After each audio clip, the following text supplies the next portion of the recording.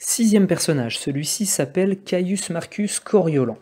Il doit ce nom de Coriolan au fait que, à la tête d'une armée romaine, lors d'un conflit qui opposait Rome à un autre peuple qui s'appelait les Volsques, il va prendre une cité qui s'appelait Coriol.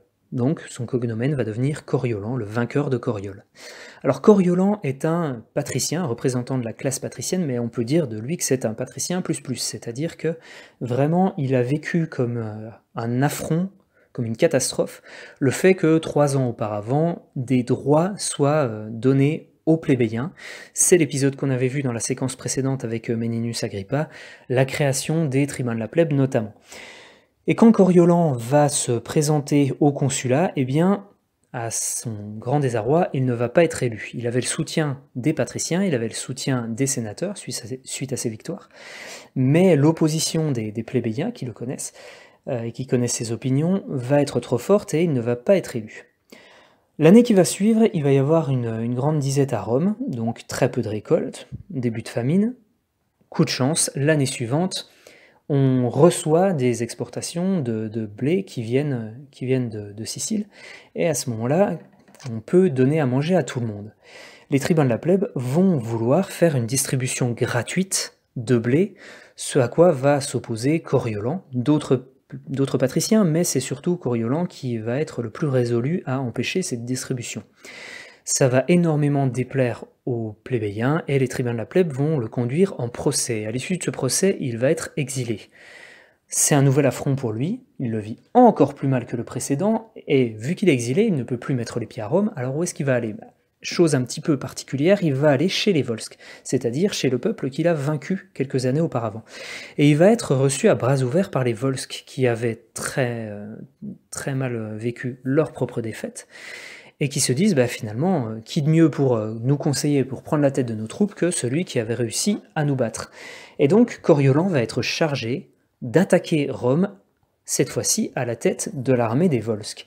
Alors il va provoquer des ravages au début de cette guerre, et il va marcher directement sur Rome. Et à ce moment-là, Rome, c'est la panique, puisque les Romains savent qu'ils ne sont pas en mesure de s'opposer à l'armée conduite par Coriolan. Ils vont lui envoyer des ambassades pour essayer de le faire changer d'avis et le faire reculer. Il va les traiter avec beaucoup de mépris, se moquer d'eux, les renvoyer à Rome.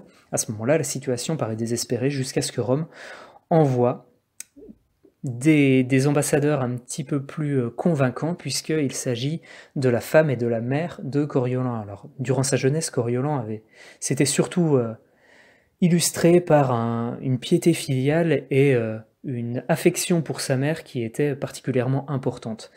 Et c'est toujours le cas, c'est-à-dire que ce que les autres n'avaient pas réussi à obtenir, eh bien la mère de Coriolan va l'obtenir, et donc Coriolan va reculer et retourner avec ses armées chez les Volsques. À partir de là, les sources sont assez confuses. Pour certains, la plupart des auteurs, il est mis à mort par les Volsques, puisque ce qu'il a fait s'apparente à de la trahison, il aurait pu vaincre l'ennemi et il ne l'a pas fait. Pour d'autres, il préférera se suicider, puisque il n'a plus de cité, il n'a plus de patrie, il n'est plus le bienvenu à Rome, il n'est pas le bienvenu non plus chez les Volsques, il ne lui reste plus rien, donc certains, comme Cicéron, vont mettre en avant cette thèse du suicide. Et ce Coriolan, pour la postérité de son histoire, il va être le personnage central d'une tragédie de William Shakespeare au début du XVIIe siècle, qui est en fait une tragédie politique dans laquelle il parle, plus que de Coriolan, il parle de la situation de l'Angleterre de son époque. Voilà pour Coriolan.